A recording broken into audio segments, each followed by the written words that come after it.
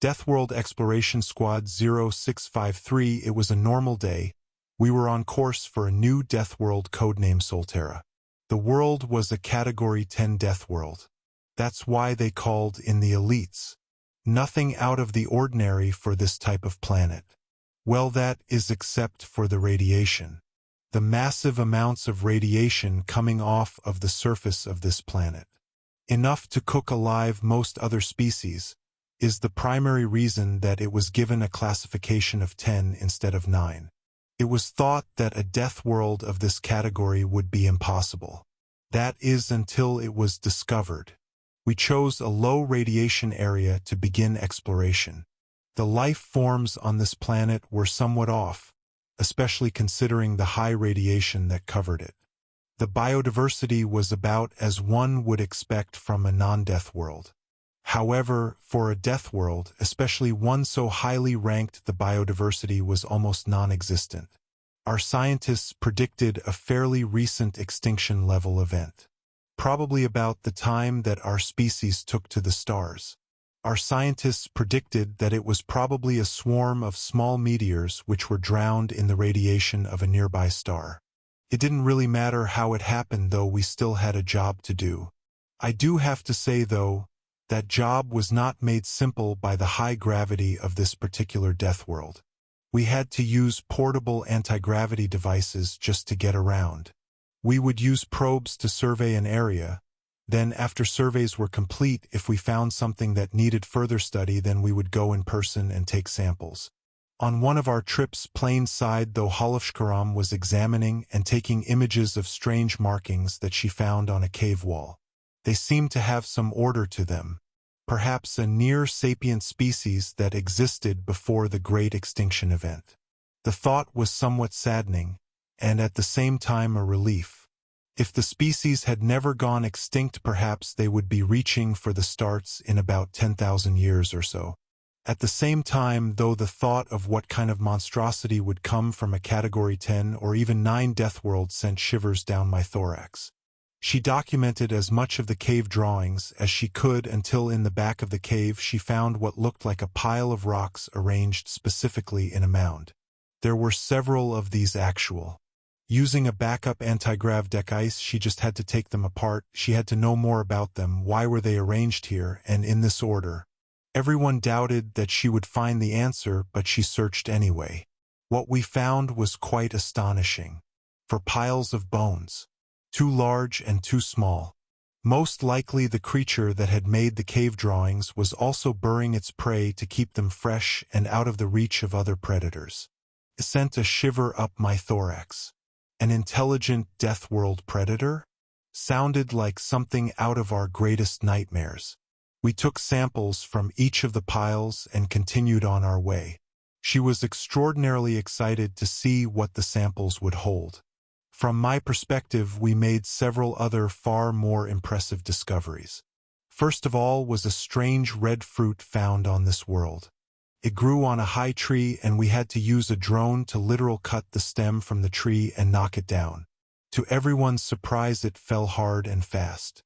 While analyzing it, we found it to be extraordinarily dense.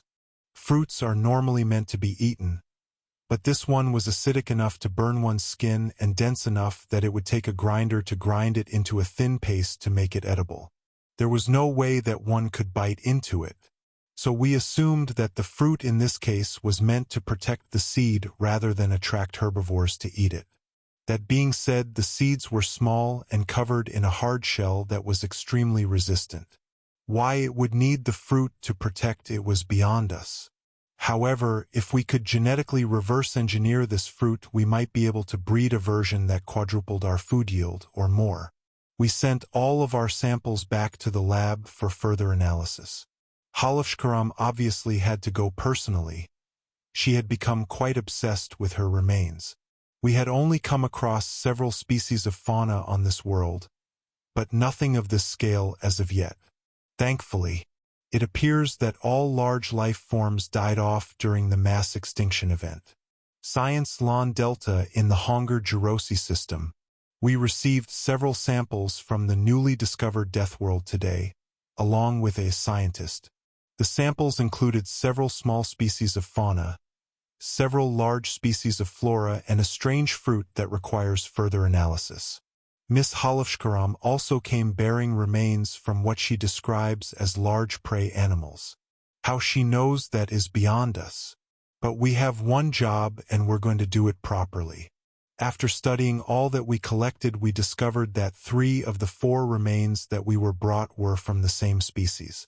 She found that strange, as she could have sworn that there were at least 3 different species there. How she knew that from the shattered fragments of remains over 1,000 years old, again, was beyond me. One of the species would require further study, but using the genetic information from the other species found on the world and information from the 3 samples that were obtained, we could probably reconstruct the other species in a cloning vat. Miss Halafshkaram was excited by the prospect. Of course, bringing an extinct species back to life, especially one form, a Category 10 death world, couldn't be the best idea anyone had ever had. But at the same time, the thought of being able to study such a thing. If it truly was an extinct species, then we might never get another chance like this. So we petitioned for approval. As soon as we were approved, we set out building an artificial habitat for it, mimicking the death world as best as possible, and began setting up our cloning vats to prepare for cloning. The experiment failed. The clone died in the vat. We tried several other times, but over and over was the same result. We had no idea what we were doing wrong. That is until new information came in from the Death World Exploration Squad. They had captured an unusual specimen, a small mammalian species. It had nothing in common with our samples, however it gave birth to live young. Not just that, but live underdeveloped young. The young would feed from special glands located on their mother until they matured enough to eat normal food. If this species were born in a similar fashion, then that meant that we were literally drowning it in the cloning vat. We adjusted out calculations and began our experiment once more. We made progress, but it was still a failure. It took several other tries before we finally succeeded. What came out was a young male of the species, or so we assumed. Using data gathered from the other mammal, we created synthetic copy of the unholy calcium-rich liquid that the young seemed to feed on. It was a different species, but since they were born in a similar manner, we hoped that it would be enough for the young cub before it could begin ingesting other foods. Thankfully, it did not seem to reject the liquid. Step 1 was complete. It took almost a full rotation of the creature's home world around its base star for it to begin eating semisolids. Our scientists were torn about what to feed it when its teeth had fully grown in. It had something strange. It had qualities of a predator and a herbivore. While rare omnivores did exist in the galaxy, they usually filled the niche of scavengers, however. This creature exhibited outward signs of leaning toward a predatory nature. Not only the orientation of its eyes, but its body's build and its aggressive tendencies. It would lash out when unpleased, and it would simulate hunting activities with small toys shaped like small herbivores. There was one other thing. It appeared that it was a pack animal. Scavengers were never pack animals. Actually, we had yet to come across any predatory pack animals in the galaxy either. Though we were just beginning to explore the galaxy ourselves, only having explored a few hundred systems. The fact that it was a pack animal was confirmed when it began to mimic some of our speech patterns and other habits. After it began walking on all fours, it took constant observation. It would somehow get out of its enclosure and end up in strange places.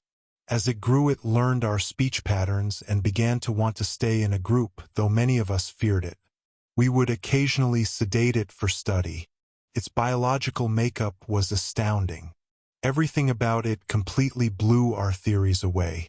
The way its muscles coiled around its internal skeletal frame. The way its stomach excreted some of the strongest acids we had yet to discover. The way its immune system immediately attacked and adapted to any foreign pathogen. But the most amazing part was its brain.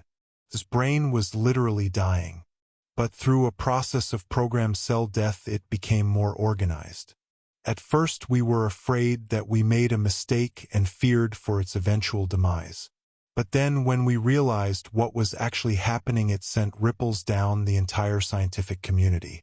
The way its brain formed meant that it was far more adaptive than we had ever imagined possible. We had created a monster.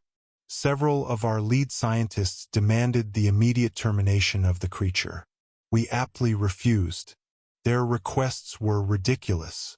It was a single male specimen and it had already pack-bonded with us. Regardless of what happened, its species was extinct. We could create more, but we would not. At least not for now. We would need to determine whether or not bringing its kind out of extinction would be worth it. Besides, what could a single individual possibly do? This creature wasn't just new. It was extraordinary, and it would single-handedly revolutionize our understanding of biology and nature. There was no way that we could just kill it now.